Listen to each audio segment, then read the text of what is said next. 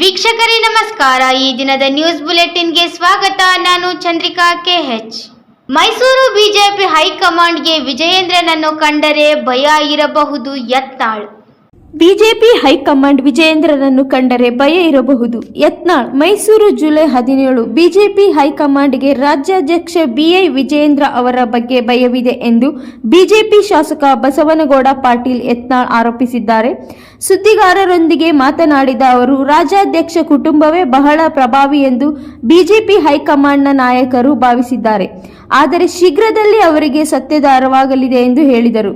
ಕೆಲವು ರಾಜ್ಯಗಳಲ್ಲಿ ನಾಯಕತ್ವ ಬದಲಾವಣೆ ನಡೆಯುವುದನ್ನು ಉಲ್ಲೇಖಿಸಿ ಯತ್ನಾಳ್ ನವೆಂಬರ್ ಅಥವಾ ಡಿಸೆಂಬರ್ ಒಳಗೆ ಕರ್ನಾಟಕ ಬಿಜೆಪಿ ರಾಜ್ಯಾಧ್ಯಕ್ಷ ಸ್ಥಾನದಲ್ಲೂ ಬದಲಾವಣೆ ಆಗುವ ಸಾಧ್ಯತೆ ಇದೆ ಎಂದು ಹೇಳಿದರು.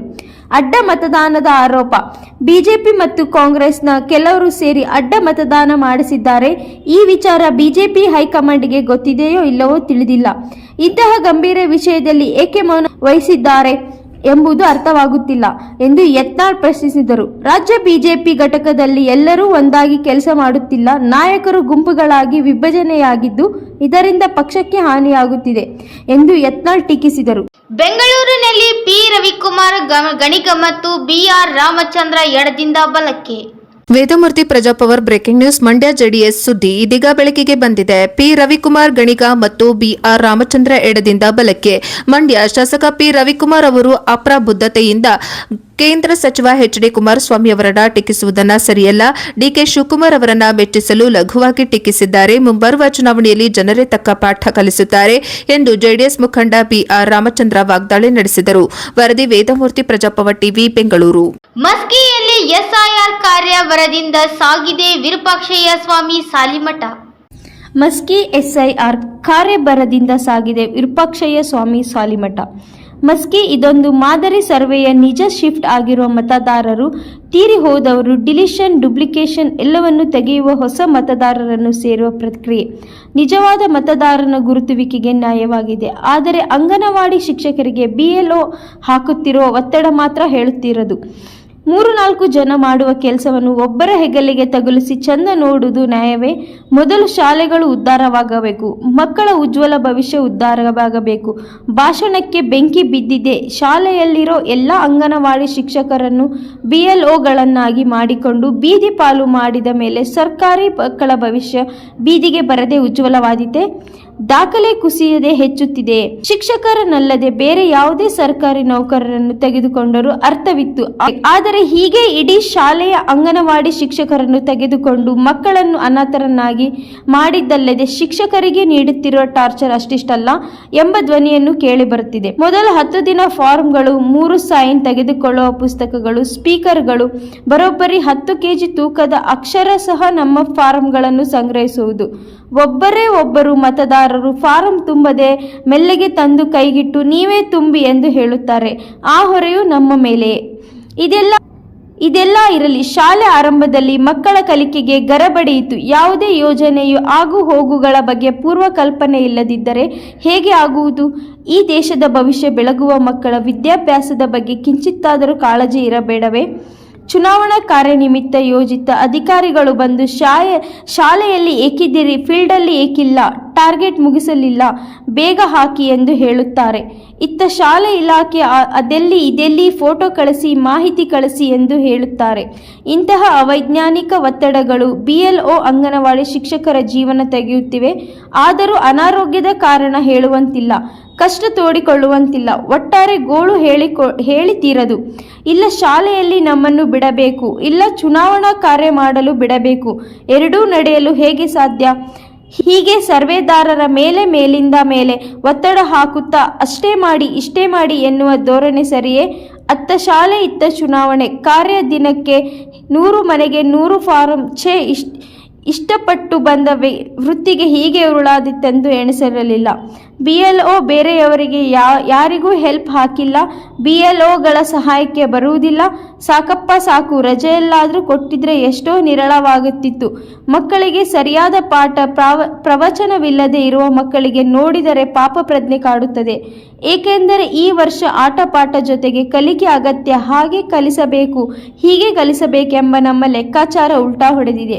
ಅತ್ತ ಪೋಷಕರು ಶಿಕ್ಷಕರು ಶಾಲೆಯಲ್ಲೇ ಇರೋದಿಲ್ಲ, ನಾವು ಬೇರೆ ಕಡೆ ಸೇರಿಸ್ತೀವಿ ಎಂದು ಮಾತನಾಡಿಕೊಳ್ಳುವ ಮಾತು ಕೇಳಿಯೂ ಸುಮ್ಮನಾಗಿರಬೇಕಾಗಿದೆ.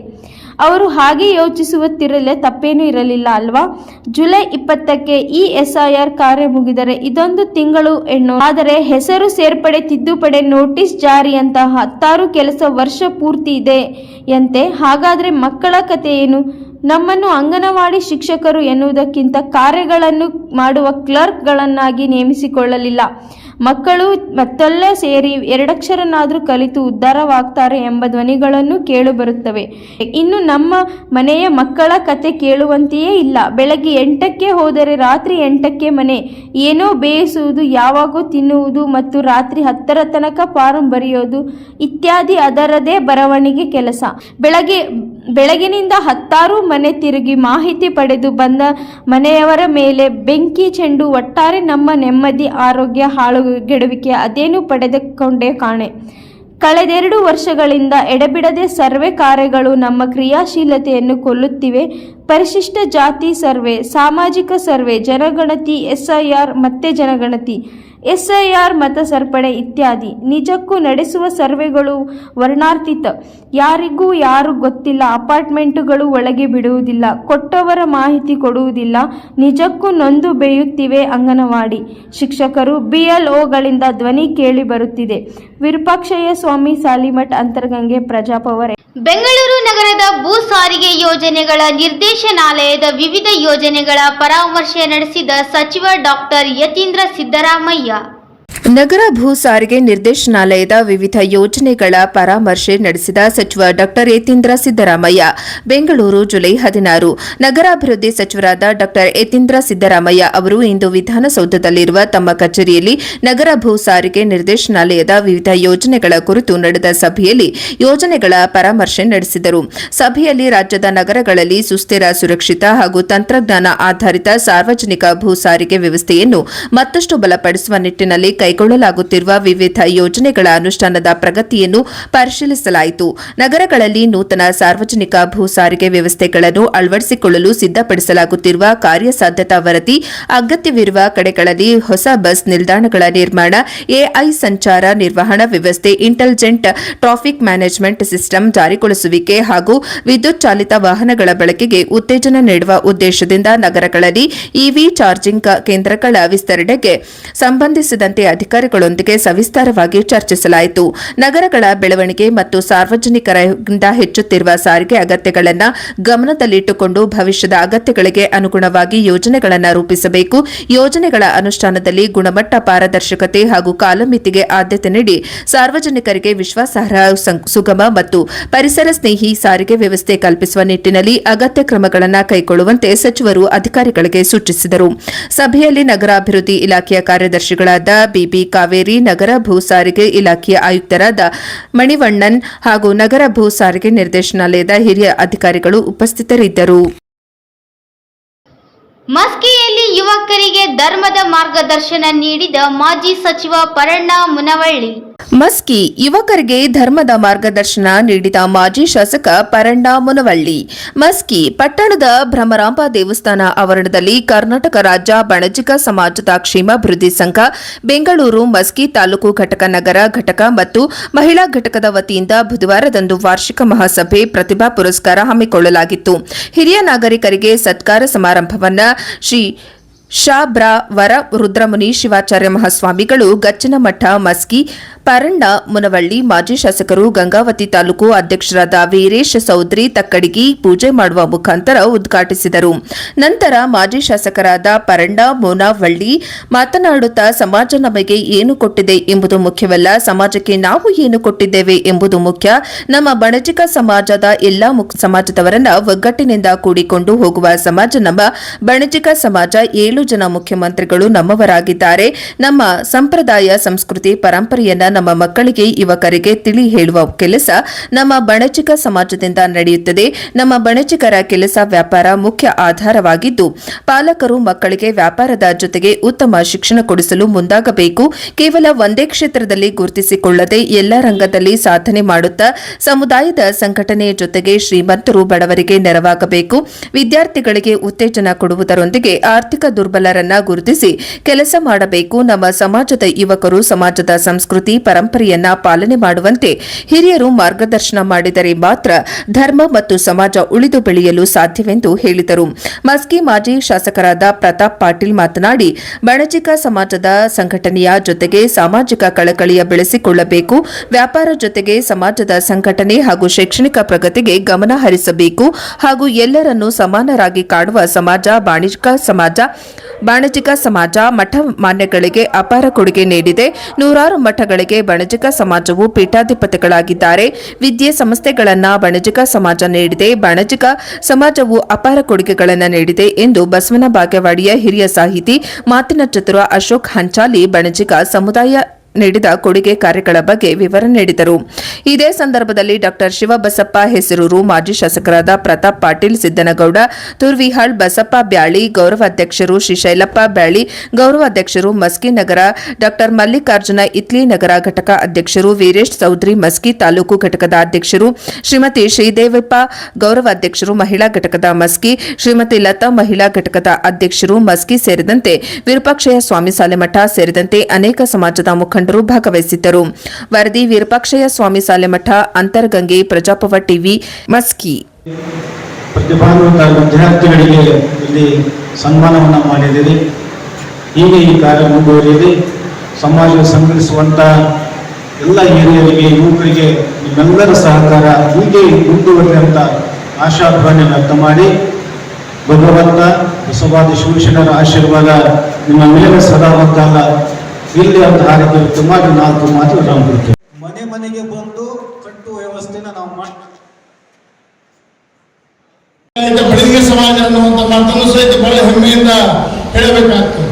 ಜೊತೆಗೆ ಒಂದು ಮಾತನ್ನು ಹೇಳೋದಾದರೆ ಸಮಾಜ ಸಾಕಷ್ಟು ಕಾರ್ಯಗಳನ್ನು ಮಾಡೋದ್ರ ಜೊತೆಗೆ ಕರ್ನಾಟಕ ಲಿಂಗಾಯತ ಶಿಕ್ಷಣ ಸಂಸ್ಥೆಯ ಬೆಳವಣಿಗೆಯಲ್ಲಿರ್ಬೋದು, ಬಸವೇಶ್ವರ ವಿದ್ಯಾವರ್ಧಕ ಸಂಘದ ಬೆಳವಣಿಗೆಯಲ್ಲಿರ್ಬೋದು ಮತ್ತು ಶಿಕ್ಷಣ ಕಾಯಕ ದಾಸೋಹದ ಒಂದು ಪರಿಕಲ್ಪನೆ ಏನಾದರೂ ನೀಡಿದ್ರೆ ಅದು ಬಡಗಿಗೆ ಸಮಾಜ ಅನ್ನುವಂಥ ಮಾತನ್ನು ಸಹಿತ ನಾವು ಬಹಳ ಹೆಮ್ಮೆಯಿಂದ ಈ ಸಂದರ್ಭದಲ್ಲಿ ಹೇಳಲಿಕ್ಕೆ ಬಯಸ್ತಾ ಇದ್ದೀನಿ.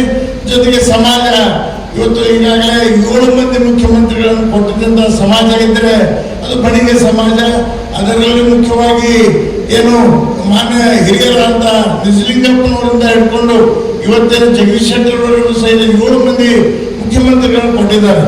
ಜೊತೆಗೆ ಒಂದು ಮಾತನ್ನು ಹೇಳೋದಾದ್ರೆ ಯಾರ ಹೆಸರು ಹೇಳೋದ್ರ ಜೊತೆಗೆ ಎಲ್ಲರ ಹೆಸರನ್ನು ನಮ್ಮ ಅಶೋಕ್ ಹಂಚಾಲಿ ಅವರು ಹೇಳಿದ್ದಾರೆ. ನೋಡ್ರಿ, ವಚನ ಸಾಹಿತ್ಯ 12ನೇ ಶತಮಾನದಲ್ಲಿ ಅದ್ಭುತವಾದಂಥ ವಚನ ಸಾಹಿತ್ಯವನ್ನು ಕೊಡುವಂತ ಬಸವಣ್ಣವರು ಕಾರ್ಯ ಮಾಡಿದಾಗ, ಆ ವಚನ ಸಾಹಿತ್ಯ ಕಷ್ಟದಲ್ಲಿದ್ದಾಗ ಆ ವಚನ ಸಾಹಿತ್ಯವನ್ನ ತಕ್ಕ ಮಟ್ಟಿಗೆ ಬೆಳೆಸಿದವರು ಫಾಗು ಹಳಗಟ್ಟಿ ಅವರು, ಜೊತೆಗೆ ಡಾಕ್ಟರ್ ಎಂ ಕಲಬುರ್ಗಿ ಅವರು ಮತ್ತು ಅನೇಕ ಹೆಸರುಗಳನ್ನು ತೆಗೆದುಕೊಂಡಿದ್ದಾರೆ. ನಾನು ಒಂದು ಮಾತನ್ನು ಹೇಳಿದರೆ, ಸಮಾಜ ಇವತ್ತು ಸಾಕಷ್ಟು ಕಾರ್ಯ ಮಾಡೋದ್ರ ಜೊತೆಗೆ ಇವತ್ತು ಕಾಯಕ ದಾಸೋಹದ ಒಂದು ಪರಿಕಲ್ಪನೆಯನ್ನ ಇಡೀ ಜನರಿಗೆ ತಿಳಿಸುವಂತ ಕಾರ್ಯವನ್ನು ಮಾಡಿದೆ ಅನ್ನುವಂಥ ಮಾತನ್ನು ಈ ಸಂದರ್ಭದಲ್ಲಿ ಹೇಳೋದ್ರ ಜೊತೆಗೆ ವಿಶೇಷವಾಗಿ ಸಮಾಜ ಒಂದು ಮಾತನ್ನು ನಾನು ಹೇಳಲಿಕ್ಕೆ ಬಯಸ್ತಾ ಇದ್ದೀನಿ. ಸಮಾಜದಲ್ಲಿ ಇನ್ನೂ ಸಾಕಷ್ಟು ಆರ್ಥಿಕವಾಗಿ ಹಿಂದುಳಿದವರು ಸಾಕಷ್ಟು ಜನ ನಗರದಲ್ಲಿರಲಿ ಗ್ರಾಮದಲ್ಲಿರಲಿ ಇದ್ದಾರೆ. ಆ ಜನರನ್ನ ಸಮಾಜದಲ್ಲಿ ಯಾರು ಕಷ್ಟದಲ್ಲಿದ್ದಾರೆ, ಸಮಾಜದಲ್ಲಿ ಯಾರು ಕಷ್ಟವನ್ನು ಅನುಭವಿಸ್ತಾ ಇದ್ದಾರೆ, ಅವ್ರನ್ನ ಎತ್ತಿ ಹಿಡಿಯುವಂತ ಕೆಲಸ ಇನ್ನೂ ಸಮಾಜದಲ್ಲಿ ಆಗ್ಬೇಕಾಗಿದೆ ಅನ್ನುವಂಥ ಮಾತನ್ನು ಮುಖ್ಯವಾಗಿ ನಾನು ಸಮಾಜದ ಎಲ್ಲ ಹಿರಿಯರಲ್ಲಿ ಮನವಿ ಮಾಡಿಕೊಳ್ಳಲಿಕ್ಕೆ ಬಯಸ್ತಾ ಇದ್ದೀನಿ. ಜೊತೆಗೆ ಸಮಾಜ ಇವತ್ತು ಸಾಕಷ್ಟು ಕಾರ್ಯಗಳನ್ನು ಮಾಡಿದೆ. ಜೊತೆಗೆ ಈಗಾಗಲೇ ಹೇಳುವುದಾದ್ರೆ ನಮ್ಮ ಅಶೋಕ್ ಹಂಚಾಲಿ ಅವರು ಸಾಕಷ್ಟು ಸಂದರ್ಭದಲ್ಲಿ ಅವರು ಅಧ್ಯಯನ ಮಾಡೋದ್ರ ಜೊತೆಗೆ ಸಮಾಜದ ಪೂರ್ತಿ ವಿವರವನ್ನು ಕೊಡುವಂತ ಕೆಲಸವನ್ನು ಮಾಡುವಂಥದ್ದು. ಜೊತೆಗೆ ಎಲ್ಲರ ಹೆಸರನ್ನು ತಾಯಿ ಜಯದೇವ ಲಿಗಾಡೆ ಅವರು ಇರ್ಬೋದು, ಗುಬ್ಬಿ ತೋಟದಪ್ಪನವರು ಇರ್ಬೋದು, ವಾರದ ಮಲ್ಲಪ್ಪನವರು ಇರ್ಬೋದು, ಅನೇಕ ಹೆಸರುಗಳನ್ನು ನಮ್ಮ ನೆನಪು ಮಾಡಿಕೊಟ್ಟಿದ್ದಾರೆ. ನಿಜವಾಗಿ ಕೆಲವರು ನಮ್ಗೆ ಆ ಹೆಸರು ಗೊತ್ತಿರ್ಲಿಕ್ಕಿಲ್ಲ.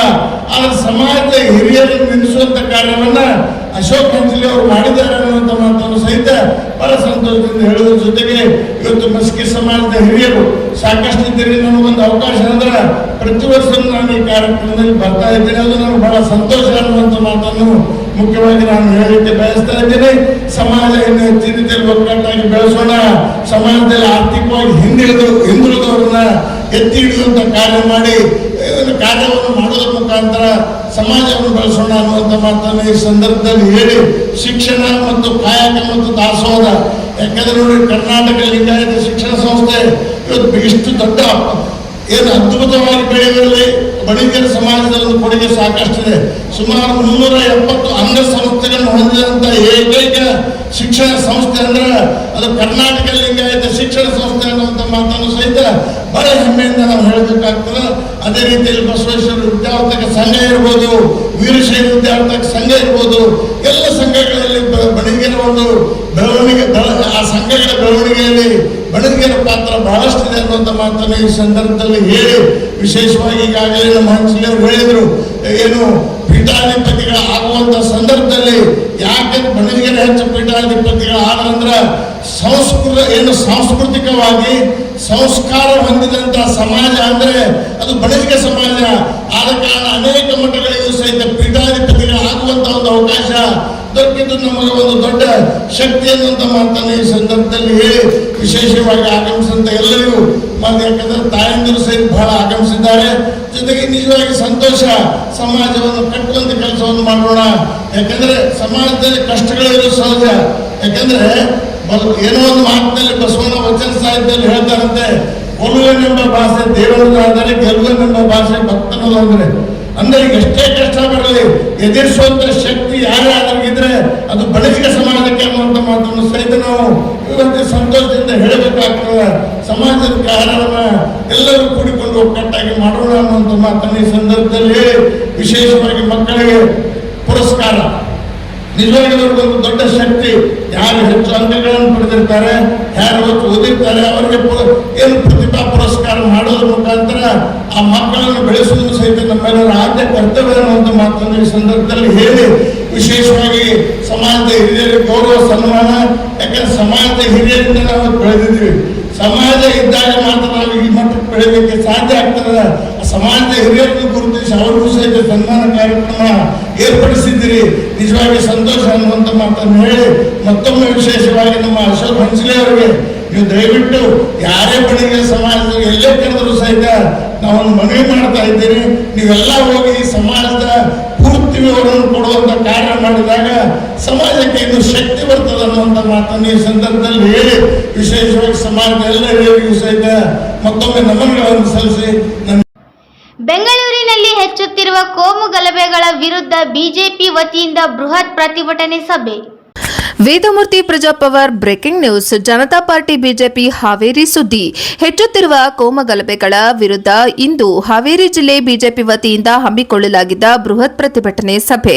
ಈ ಸಂದರ್ಭದಲ್ಲಿ ಇಂದಿನ ಪ್ರತಿಭಟನೆಯ ನೇತೃತ್ವ ವಹಿಸಿಕೊಂಡ ಮಾಜಿ ಶಾಸಕರು ಹಾಗೂ ಬಿಜೆಪಿ ಹಾವೇರಿ ಜಿಲ್ಲಾಧ್ಯಕ್ಷರಾದ ಶ್ರೀ ವಿರೂಪಾಕ್ಷಪ್ಪ ಬಳ್ಳಾರಿ ಮತ್ತು ಬಿಜೆಪಿ ರಾಜ್ಯ ಅಧ್ಯಕ್ಷರು ಶ್ರೀ ಬಿವೈ ವಿಜಯೇಂದ್ರ ಅವರನ್ನ ಮಾಜಿ ಮುಖ್ಯಮಂತ್ರಿಗಳಾದ ಹಾಗೂ ಕದಕ ಹಾವೇರಿ ಲೋಕಸಭಾ ಕ್ಷೇತ್ರದ ಸಂಸದರಾದ ಶ್ರೀ ಬಸವರಾಜ ಬೊಮ್ಮಾಯಿ ಅವರು, ಬೆಂಗಳೂರು ಕೆಆರ್ ಪುರಂ ವಿಧಾನಸಭಾ ಕ್ಷೇತ್ರದ ಭೈರಾತಿ ಬಸವರಾಜ್, ಬಿಜೆಪಿ ಉಪಾಧ್ಯಕ್ಷರಾದ ಡಾ ಬಸವರಾಜ್ ಕೆಲಗಾರ್ ಹಾಗೂ ಪ್ರತಿಭಟನೆಯ ರೂವಾರಿಯಾದ ಶ್ರೀ ದತ್ತಾತ್ರೇಯ, ಹಾವೇರಿ ವಿಧಾನಸಭಾ ಕ್ಷೇತ್ರದ ಮುಖಂಡರಾದ ದ್ಯಾಮಣ್ಣ ಗವಿಸಿದ್ದಪ್ಪನವರ್, ಶಿಗ್ಗಾಂವ್ ವಿಧಾನಸಭಾ ಕ್ಷೇತ್ರದ ಮುಖಂಡರಾದ ಶ್ರೀ ಭರತ್ ಬೊಮ್ಮಾಯಿ ಅವರು ಹಾಗೂ ಜಿಲ್ಲೆಯ ಎಲ್ಲ ಮಾಜಿ ಶಾಸಕರು, ಪ್ರಮುಖ ಮುಖಂಡರು ಮತ್ತು ಸಾವಿರಾರು ಸಂಸ್ಥೆಯ ಕಾರ್ಯಕರ್ತರು ಭಾಗವಹಿಸಿ ಸರ್ಕಾರದ ಜನರ ವಿರುದ್ಧ ಧರಣಿ ವಿರುದ್ಧ ಆಕ್ರೋಶ ವ್ಯಕ್ತಪಡಿಸಿದರು.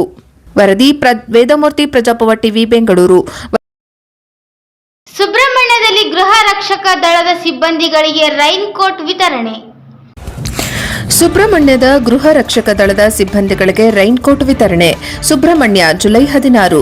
ಸುಬ್ರಹ್ಮಣ್ಯ ಪೊಲೀಸ್ ಠಾಣಾ ಸುಪರ್ದಿಯಲ್ಲಿ ಕಾರ್ಯನಿರ್ವಹಿಸುತ್ತಿರುವ 20 ಜನ ಗೃಹ ರಕ್ಷಕ ಸಿಬ್ಬಂದಿಯವರಿಗೆ ಸುಬ್ರಹ್ಮಣ್ಯದ ಅಖಿಲ ಭಾರತ ಅಯ್ಯಪ್ಪ ಸೇವಾ ಸಮಿತಿ ವತಿಯಿಂದ ರೈನ್ ಕೋಟ್ ವಿತರಣೆಯನ್ನು ಗುರುವಾರ ವಿತರಿಸಲಾಯಿತು.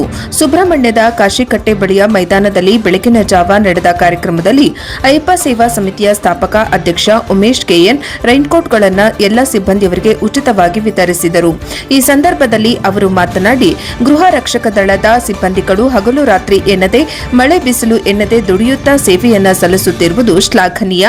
ಈ ಸಂದರ್ಭದಲ್ಲಿ ಅವರ ಕೋರಿಕೆ ಮೇರೆಗೆ ಮಳೆಯಲ್ಲಿ ಸೇವೆ ಸಲ್ಲಿಸುವ ಸಂದರ್ಭದಲ್ಲಿ ರೈನ್ಕೋಟ್ನ ಕೋಟ್ನ ಅವಶ್ಯಕತೆಯನ್ನ ಮನಗಂಡು ನಮ್ಮ ಅಯ್ಯಪ್ಪ ಸೇವಾ ಸಂಘದಿಂದ ನೀಡುತ್ತಿದ್ದೇವೆ ಎಂದರು. ಈ ಸಂದರ್ಭದಲ್ಲಿ ಸುಬ್ರಹ್ಮಣ್ಯ ರವಿ ಕಕ್ಕೆ ಪದವು, ಸಮಾಜ ಸೇವಾ ಟ್ರಸ್ಟ್ನ ಸಂಸ್ಥಾಪಕ ಡಾಕ್ಟರ್ ರವಿ ಕಕ್ಕೆ ಪದವು, ಸುಬ್ರಹ್ಮಣ್ಯ ರೋಟರಿ ಕ್ಲಬ್ ಅಧ್ಯಕ್ಷ ಜಯಪ್ರಕಾಶ್ ಆರ್, ನಿವೃತ್ತ ಉಪನ್ಯಾಸಕ ವಿಶ್ವನಾಥ್ ನಡುತೋಟ, ಕುಲ್ಕುಂದ ಬಸವೇಶ್ವರ ದೇವಸ್ಥಾನದ ವ್ಯವಸ್ಥಾಪನಾ ಸಮಿತಿ ಅಧ್ಯಕ್ಷ ಗಿರಿಧರ್, ಸ್ಕಂದ ಉದ್ಯಮಿ ಚರಣ್ ಕಾನಡ್ಕ, ಸಮಾಜ ಸೇವಕ ಮನೋಜ್ ಕೈಕಂಬ ಹಾಜರಿದ್ದರು. ಗೃಹ ರಕ್ಷಕ ದಳದ ಘಟಕ ಅಧಿಕಾರಿ ಹರೀಶ್ ಆಚಾರ್ಯ ಸ್ವಾಗತಿಸಿದರು. ಗೃಹ ರಕ್ಷಕ ದಳದ ಸಿಬ್ಬಂದಿ ವಿಜಯ್ ಕುಮಾರ್ ವಂದಿಸಿದರು. ವರದಿ ನಾಗೇಶ್ ಮಡಿವಾಳ, ಬಲ್ಪ, ಕುಕ್ಕೆ ಸುಬ್ರಹ್ಮಣ್ಯ, ಎನ್ಕೆಎಸ್ ಟಿವಿ4.